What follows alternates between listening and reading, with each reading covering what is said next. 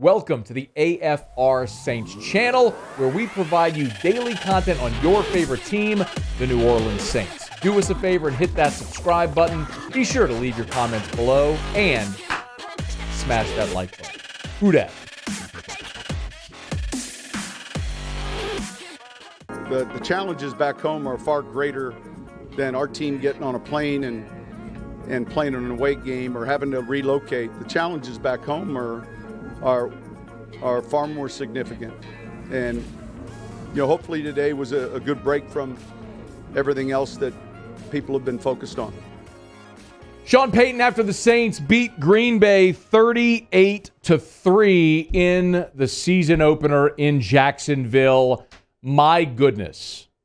What the New Orleans Saints did on Sunday was put the entire NFL on alert that they ain't giving up the division that easy, and they are still very much a contender in the NFC.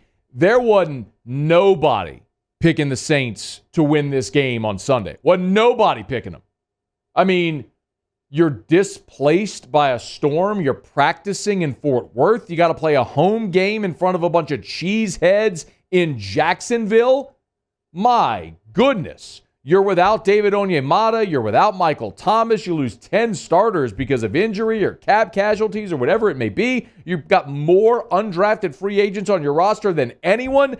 Who in the world would have picked the Saints to win this game? Oh, I know someone. And I think the Saints are going to win 27-24. Give me New Orleans to win and upset Green Bay.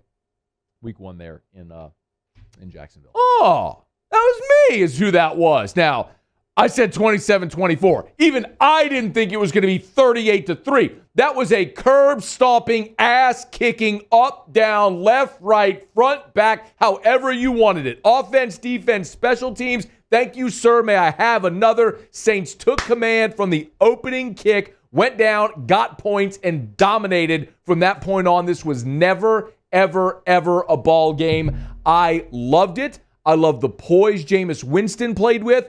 I love the conviction Sean Payton had, going for it twice on fourth down, including once inside the 5. Could have settled for a field goal, said, And what a play by Jameis, and what a play by Juwan Johnson on the high pass to haul it in the end zone. Not one, but 2 touchdowns for Juwan Johnson, who was one of our players to watch on Friday.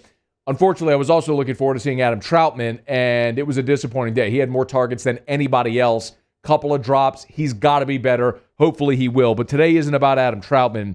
Today is about this Saints team. A couple of things to point out in this ballgame.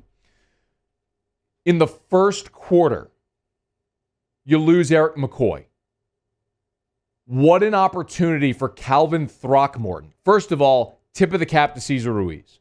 Ruiz, who was a center in college at Michigan, has been playing right guard because McCoy was entrenched at center. He slides over seamlessly. Throckmorton goes in at guard, and you don't miss a beat. The New Orleans Saints dominated the line of scrimmage in this ball game. The Saints ran it 39 times for 171 yards. In an NFL game, you so thoroughly whip the guy in front of you. Loved to see that. Also, really loved the running backs. It's so clear they made the right decision. Listen, one of the things that people had sort of forgotten about throughout this offseason, because we didn't see him, was Alvin Kamara. You still have one of the most dynamic players in the NFL, and Kamara showed it again. 20 rushing attempts in the ballgame for 83 yards, averaged 4.2. Also had 3 receptions, including one of his receptions, which showed why he is such a spectacular athlete. It was on the screen pass. It was a poor throw by Jameis. Kamara went up and got it, had the presence of mind to know where he was, to turn and reach the ball to the sticks to get the first down. That's what Kamara brings you. But Tony Jones was awesome as well. 11 carries for 50 yards. Actually averaged a higher yards per carry than did Kamara on only a long of 9 yards. But you can tell the explosiveness, the speed. It's just better than what Latavius Murray was giving you at that point. Murray, present. Understand, we'll still work him in. I understand for cap reasons why you had to move on, but let's be real. You're better with Tony Jones as your number 2 than you are with Latavius Murray. Murray, present. Running backs fall off a cliff typically at the age of 30. Latavius Murray looked slow Murray, present. in the preseason, and Tony Jones Jr. looked awesome. Here's hoping this is the next in a long line of Chris Ivory, Kyrie Robinson, Pierre Thomas, great undrafted free agent backs that Sean Payton's found and have found a role in this offense. Here's hoping. I would be totally remiss if we didn't talk about the day that Jameis Winston had. I'm not surprised in any way. I of course, am surprised that he threw for 5 touchdowns and only 148 yards. But Jameis gave you exactly what you've been missing. The touchdown to Deontay Harris, the ability to stretch the field, you've got to respect it. And whenever they would drop in coverage, he took advantage of it with his legs. His first 3 carries, I don't have it in front of me, all resulted in first downs. On the day, Jameis Winston carried 6 times for 37 yards, a long of 15. That's an average of over 6 yards a carry, proving you can't just drop into coverage because he can beat you with his feet as well. Deontay Harris caught the big ball. Juwan Johnson had the 2 touchdowns. As we mentioned, disappointing day for for Adam Troutman, but Callaway caught the 14-yarder earlier. They started bracketing him. It opened up other guys, and the other guys took advantage, which was just so awesome to see. The offense churned because the offense is coached by the best offensive coach in this and arguably any generation. It's why, despite losing Drew Brees and despite not having Mike Thomas, I sat here all last week and really all off-season telling you, I'm not so worried about the Saints offense. I trust Jameis Winston, and I trust Sean Payton more than anything to scheme guys open. We've seen it throughout his time in New Orleans. Sean will find ways to get guys open, to get his athletes in space, to win mismatches, and he did it again yesterday. The bigger surprise was how thoroughly the Saints defense dominated. The pressure was all day. 2 sacks, 2 tackles for loss, 7 quarterback hits. How about Paulson Adebo with the big interception in the end zone? Marcus Williams with the interception, which flipped the field and put the Saints in position to get another score. That was on playing deep center field. Even when late in the ball game it looked like the Packers were going to get a garbage time touchdown, the Saints force a fumble and recover it there inside the red zone. It was just a complete performance, and it goes to show the benefit, the value of organization, the value of organization and leadership. This is what we talked about on Friday. The value of having a great head coach, great management, great locker room leadership, and we saw it again. How about Marshawn Lattimore locking down Devontae Adams, then going to not coming out in the second half, as we find out because he has a thumb injury. He comes out with a hard cast on his hand, plays the second half, and oh, by the way, earned himself a cool $100 million. Talk about that coming up a bit more as well.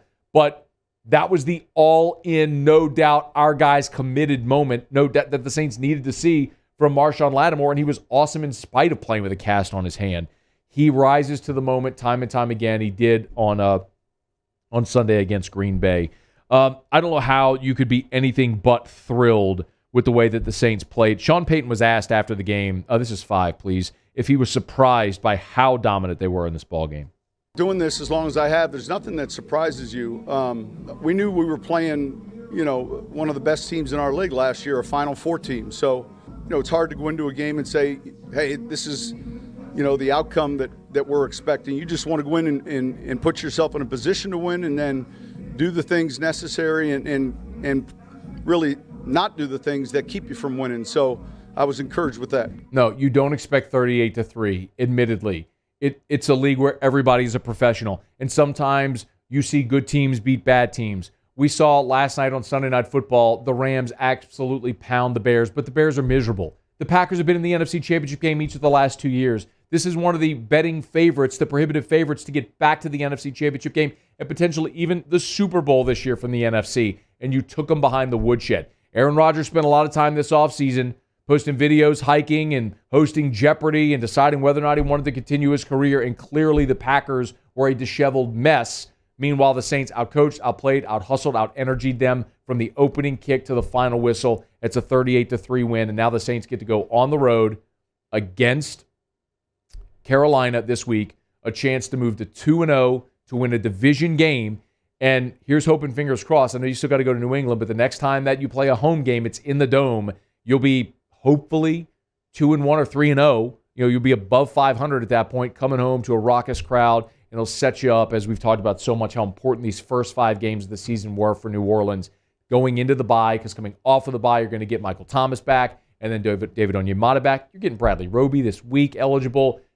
It's almost unfair. Like, the roster is going to keep getting better as they move through it, as they get more guys eligible and healthy. So what a win for New Orleans. An awesome way to start this season, and certainly injected a ton of life into the city, the franchise, the organization, the fan base, everyone who follows this, and put the NFL on alert, man.